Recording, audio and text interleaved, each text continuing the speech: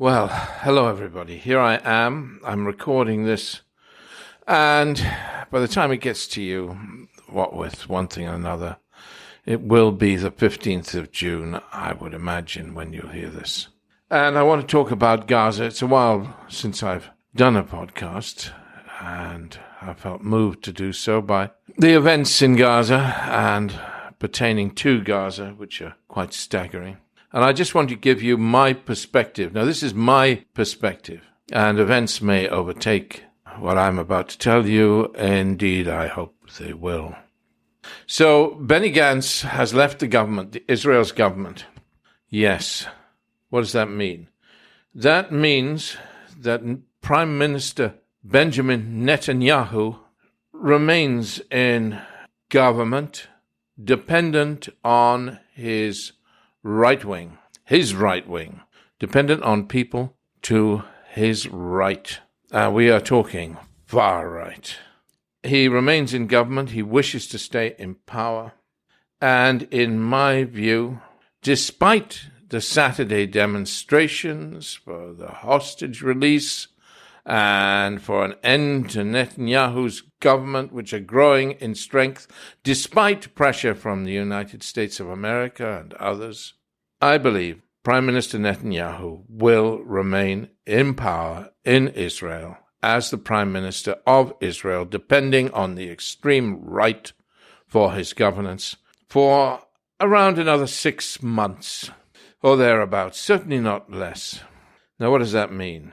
Well, it means, for a start, that there will be no Saudi deal. You know the talk about a Saudi rapprochement with Israel in exchange for a pathway to peace that would involve ultimately the recognition of a two-state solution. That's not going to happen because, obviously, Netanyahu, who is extremely disinclined to recognize a Palestinian state in any circumstances or a two-state solution in any case personally, is now personally dependent on the extreme right to whom a Palestinian state is an abhorrence. And therefore, there will be no Saudi deal.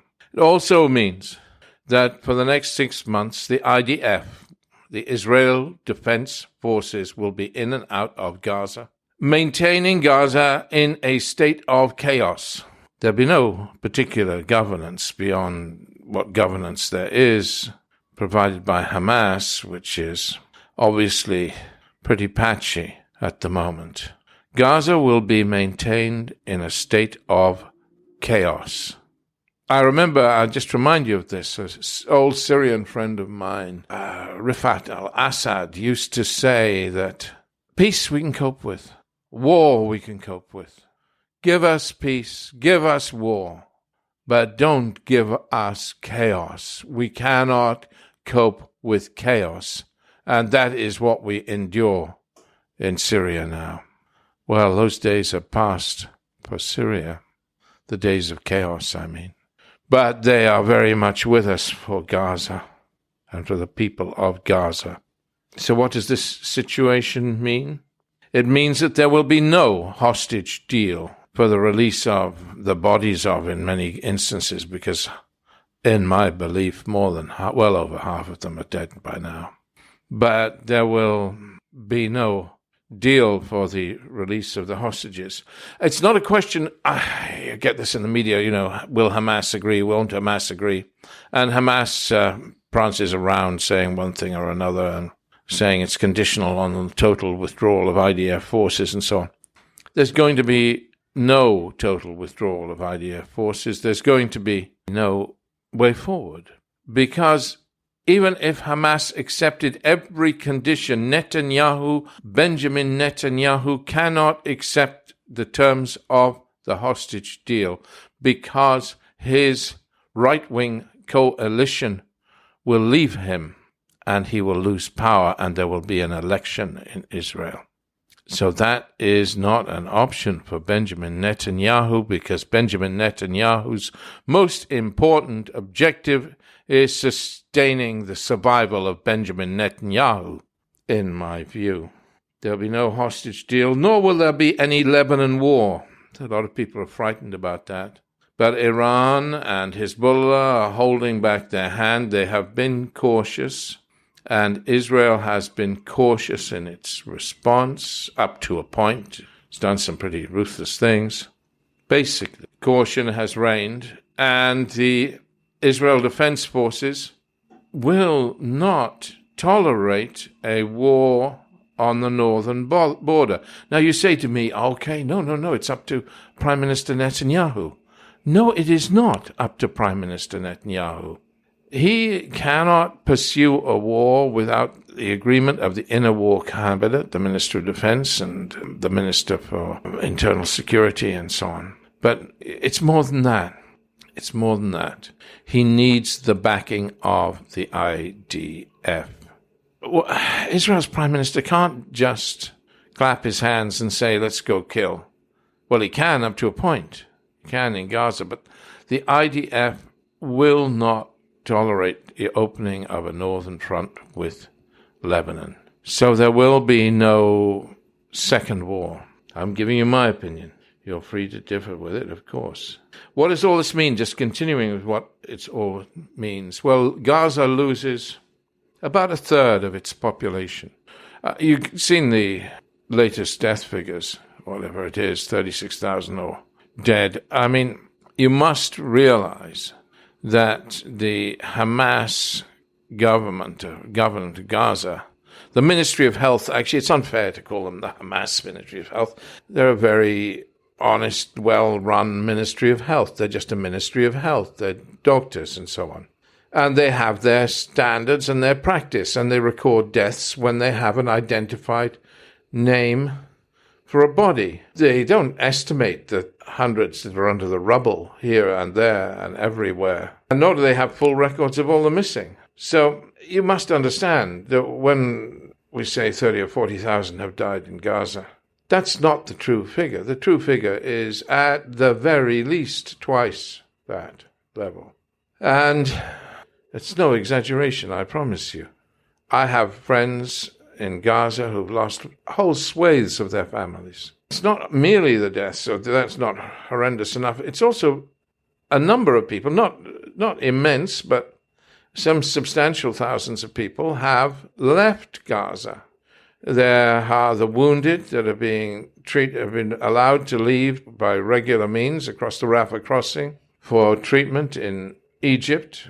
There are, believe me, and I'm contradicted in this by some people I'm very close to, but I'm certain that quite a number of people had left through the tunnels, discreetly and without permission. Because I know Gazan families in Egypt, in Cairo, who have left. I know Gazan families who have left Gaza and gone to Doha in Qatar. Some have left, either bought their way out, bribed their way out, or they've been injured, or they've had foreign passports.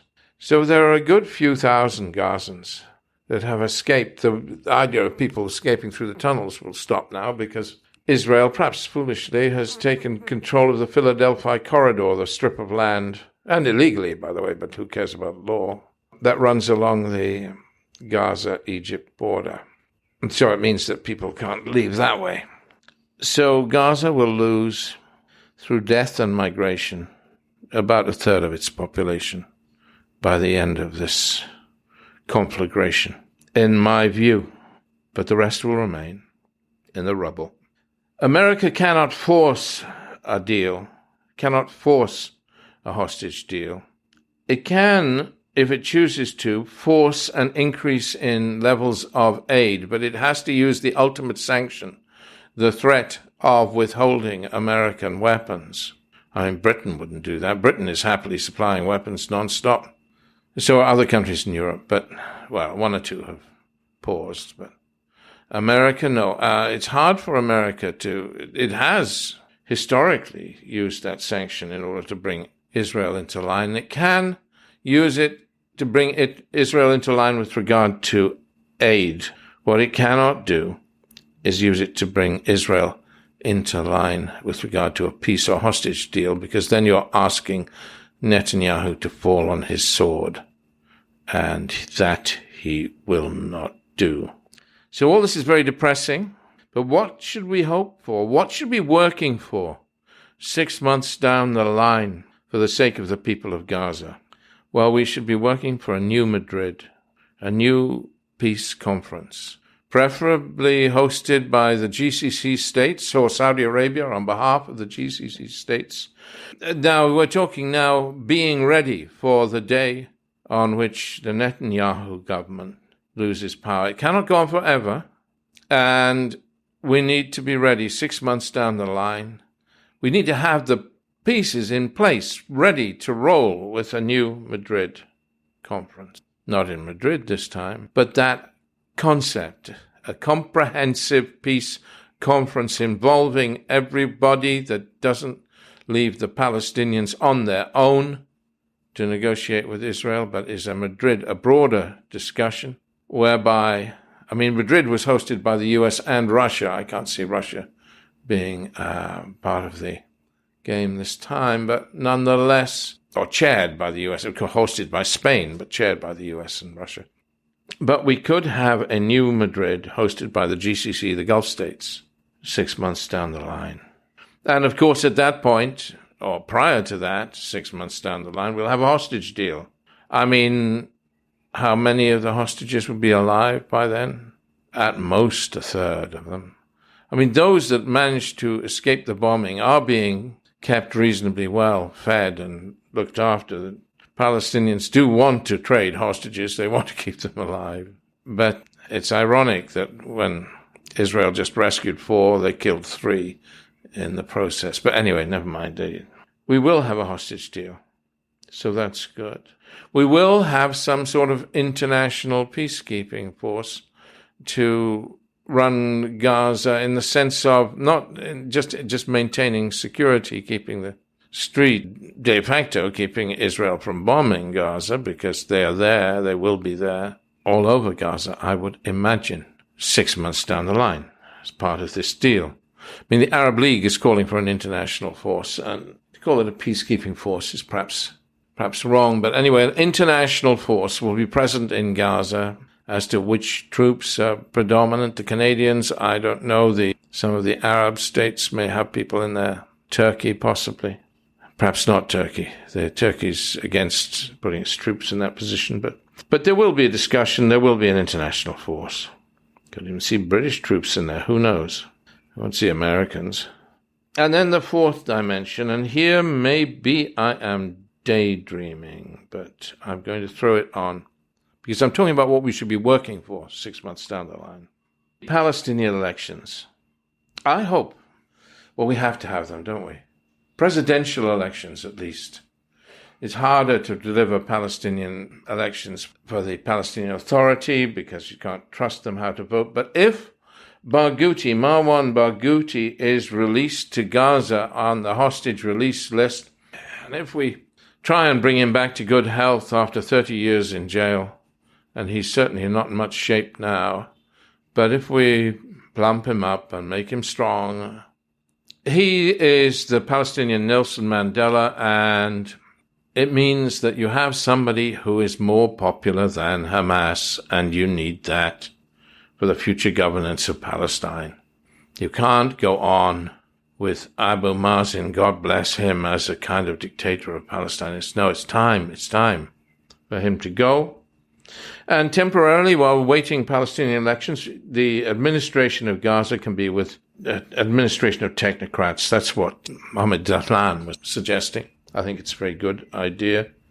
And, you have the International Force for Security administration, Palestinian administration of technocrats who are appointed. And then you have Palestinian elections in which you allow Marwan Barghouti to run for president.